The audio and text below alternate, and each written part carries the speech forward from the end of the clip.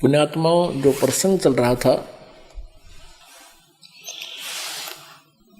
कि परमात्मा पूर्ण ब्रह्म परमेश्वर कबीर जी आए थे और वो यही कहा करते थे कि तुम जिन भगवानों की पूजाएं कर रहे हो, साधनाएं कर रहे हो, ये स्वयं भी नाशवान हैं, इनको भी कर्म का दंड भोगना पड़ता है, पाप कर्म का, किए हुए कर्म का। शुभ और अशुभ ये भी आप जी की तरह ही भोगते हैं। इनके प्रारब्ध में जो कष्ट होता है वो भोगना ही पड़ता है। फिर ये आप जी के कष्ट का निवारण कैसे कर सकते हैं? उदाहरणार्थ, जैसे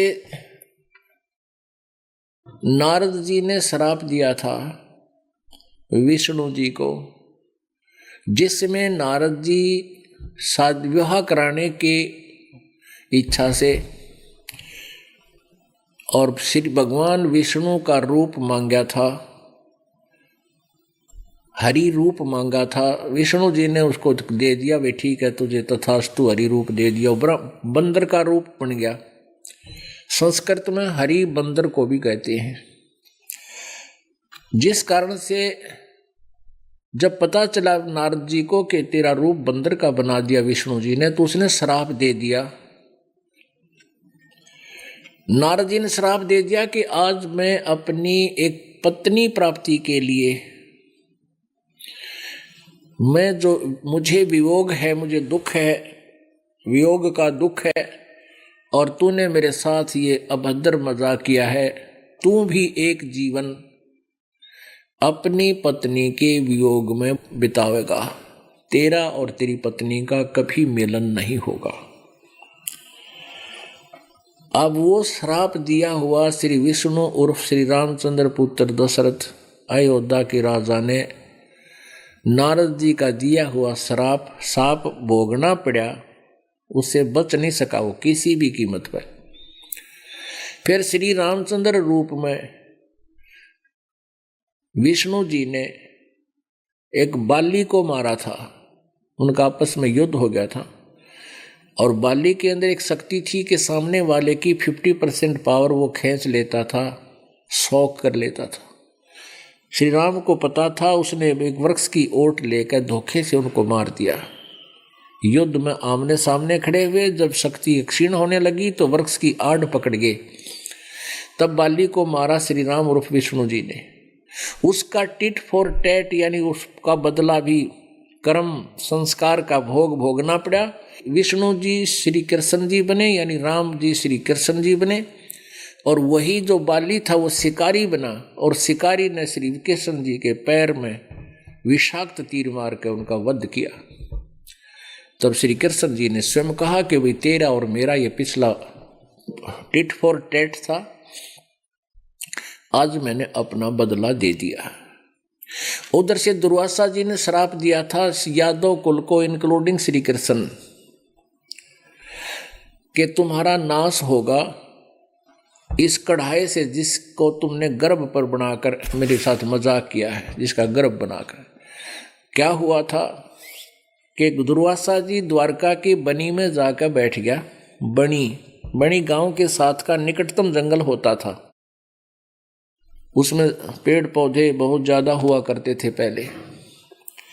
उस बनी में जाकर बैठ गया, और उधर से श्री कृष्ण जी की महिमा लीलाएं देखकर जो यादव कुल बहुत अभिमानी हो गया था, साधु संतों का मजाक करता था, आदर सत्कार नहीं करता था।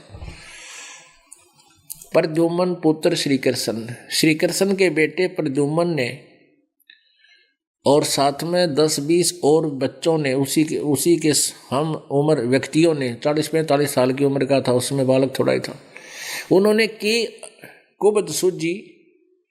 उनके मन में आया कि सुना है कि दुर्वासा जी तीनों कालों की जानते हैं, भूत भविष्य और वर्तमान की। उनकी परीक्षा लेते हैं। प्रद्युम्न के पेट पर एक गर्भवती स्त्री का समांग कर दिया, समांग, उसके लिए कड़ा बांध दिया पेट पे, लोहे का कड़ाया, छोटी सी कढ़ाई जो छौंक छांक लाने का काम आओ एक दो परिवार के ऐसी। और उसके ऊपर का बांध दिया थोड़ा लोगड़ कपड़े से, और ऊपर का पहना दिया उस समय की स्त्रियों वाली ड्रेस। एक उसका पति ऐजे स्वांग बना लिया, और साथ में 10-5 और लफंडर साथ चल पड़े। दुर्वासा जी से पूछा कि हे रिसीवर, इन दोनों की शादी को बहुत समय हो गया था, अब परमात्मा की कृपा से इसको गर्भ रहा, इसकी पत्नी है ये उतावले हो रहे हैं, ये जानना चाहते हैं आप जी से कि इनके गर्भ से क्या उत्पन्न होगा, लड़का होगा या लड़की। आप तो तीनों कालों की जानते हैं, कृपा बताइए। अब दुर्वासा जी ने ध्यान मग्न होकर देखा कि ये तो बकवाद कर रहे हैं, पुरुष को स्त्री बनाकर ये धोखा कर रहे हैं। गुस्सा होकर के और दुर्वासा जी ने कहा कि इस गर्भ से यादव कुल का विनाश होगा।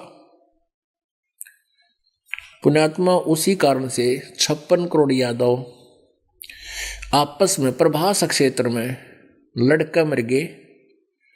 और जो कढ़ा था लोहे का, श्री कृष्ण जी ने बताया था कि इसको घिसा कर जमुना में डाल दो, ना रहेगा बांस ना बजेगी बांसुरी।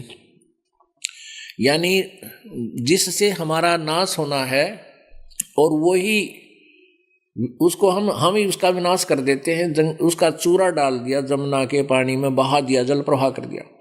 उस चूरे का तीखे पत्तों वाला ईंख जैसा घास उग गया इस सरकंडे, और उनके इतने तेज पत्ते हो गए जैसे कुसा देखी होगी, डाब जिसने बोला, उसके पत्ते बहुत तेज होते हैं, और उंगली का जरा सा लग जाए ना, टपेटा लाकर खींचना चाहो तो काट देगा, और उससे भी तेज धार के तलवार के से पत्ते हो गए। और श्री कृष्ण जी ने बताया था कि तुम्हारा दुर्वासा जी का दिया हुआ श्राप नष्ट हो जाएगा, तुम जमुना में स्नान करके आओ। सभी नर यादव नवजात शिशुओं को भी ले गए श्राप उतारने के उद्देश्य से, कि जल में नहाएंगे, जमुना में नहाने से हमारा श्राप उतर जाएगा। पर भास क्षेत्र विशेष स्थान बताया जहां पर वो चूरा डाला था, वो चूरे के सरकंडे हो गए। तो उस आपस में वहां जाकर वो लड़ पड़े, और लड़ते लड़ते सरकंडे निकालने और एक दूसरे के मारे, वो गर्दन पर मारे, तलवार का काम करे, गर्दन धड़ से अलग हो जाए। 56 करोड़ यादव कटका मर गए। श्री कृष्ण जी भी मारा गया उसी के श्राप से।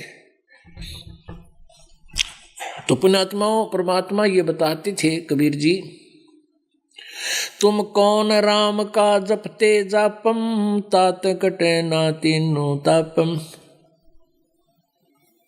तुम किस भगवान का जाप करते हो जिससे तुम्हारे 3 ताप भी नहीं समाप्त हो रहे, तुम्हारे आने वाले प्रारब्ध के पाप कर्म भी दुख दूर नहीं हो रहे।